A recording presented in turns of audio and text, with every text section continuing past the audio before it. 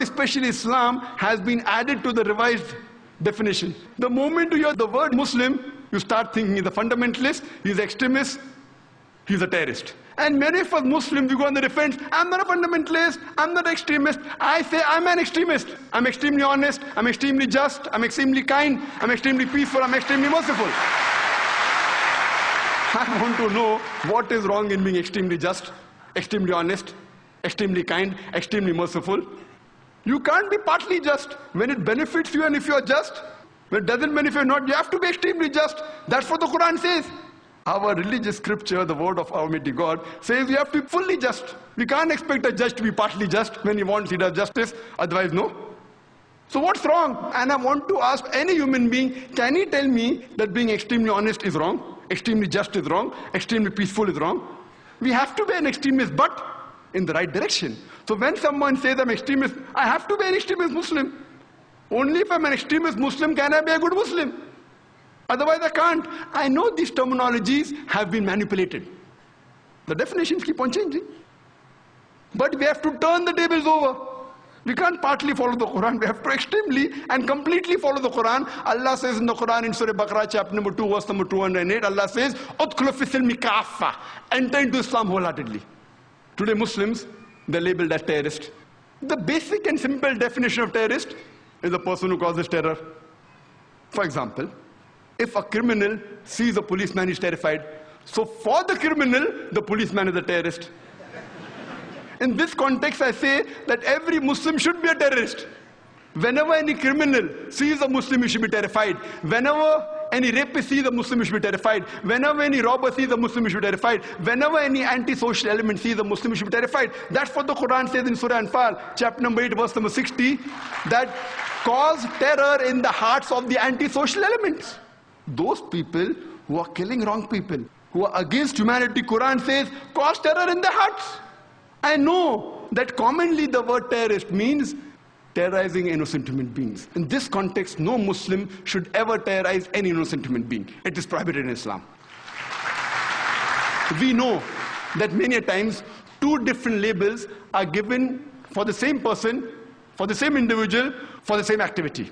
More than 60 years back, when India was being ruled by the British government, there were many Indians who were fighting for the freedom of the country. These Indians who were fighting for the freedom of the country, by the British government, they were called as terrorists. But we common Indians, we call them as freedom fighters, as patriots. Same people, same activity, two different labels. If you agree with the view of the British government that they had a right to rule over India, then you have to call these people as terrorists.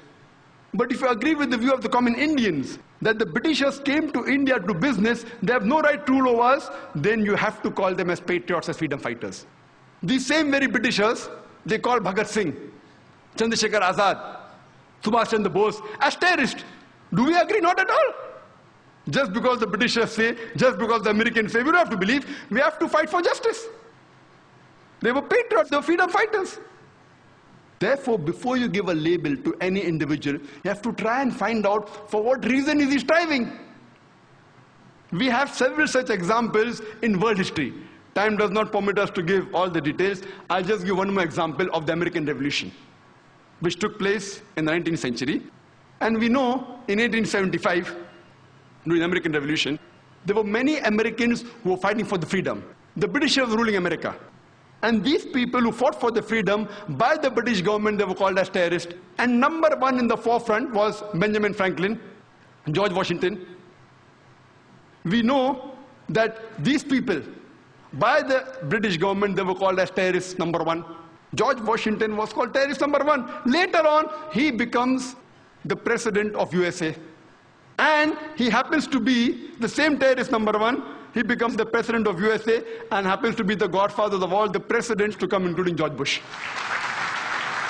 Imagine the same people who the Britishers called as terrorists. Now they're allies. They are the best friends. The time keeps on changing, depending upon historical background, depending upon geographical background. What we come to know, in short, whoever is in power, whatever label he gives, the label gets stuck. Whoever is in power. Today, America is supposed to be in power. They have the media with them. So who they call a terrorist, the label gets stuck. It gets stuck. I had gone to Australia in December 2001, just a couple of months after the 9/11. And one of my first talks was in the city of Perth. I gave a talk on jihad and terrorism and Islamic perspective. The first question that was asked to me was by the American Consul General of Perth.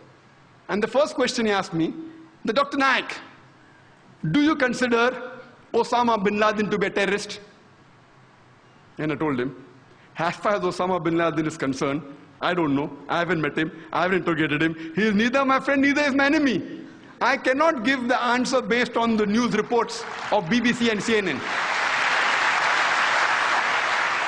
If you want the answer based on BBC and CNN, you have no option but to say he's a terrorist. But the Quran says in Surah Hujurat, chapter number 49, verse number 6, that whenever you get information, check it up before you pass it on to the second person.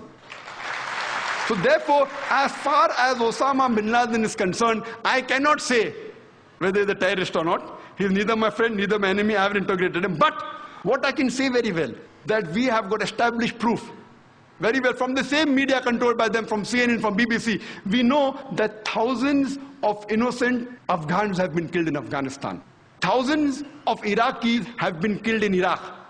Even if we agree, 9/11, they say, was done by Osama bin Laden. No proof, hypothetical.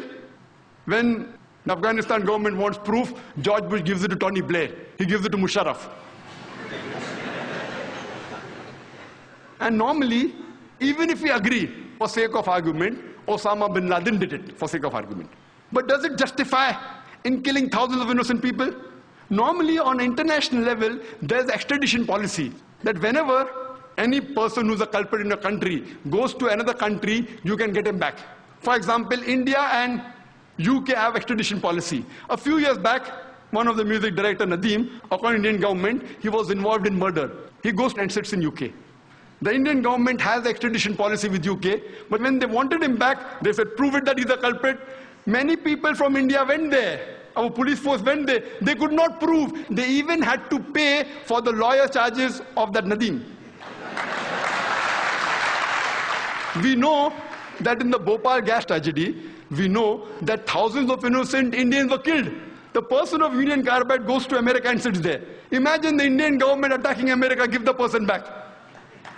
Is it right? Why don't they do it? It is proved. Union Carbide, thousands of innocent human beings killed, injured, wounded, damaged for life, families ruined, ran away. We have extradition policy, nothing happens. So Afghanistan and USA don't have extradition policy yet. Even if you agree, for sake of argument, Osama bin Laden did it, it does not justify killing of innocent human beings. More than 3,000 to 5,000 Afghans were killed. Then, after a couple of years, goes to Iraq, weapons of mass destruction. And they go there, after the attack, they don't find anything. Yet, they're controlling Iraq. What is the cause? What is the reason? And people in Iraq are more troubled. They were troubled with Saddam Hussein. He was not a good Muslim. He was not a practicing Muslim. I'm not in favor of Saddam Hussein. But the trouble they're facing after America has come to Iraq is multiple times more. More people are being robbed. More people are being raped. The main purpose is what? Is oil. It's an open secret.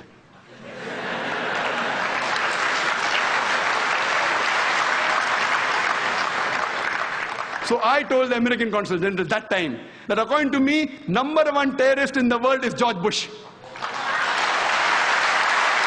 And I'm a person who keeps on speaking very often.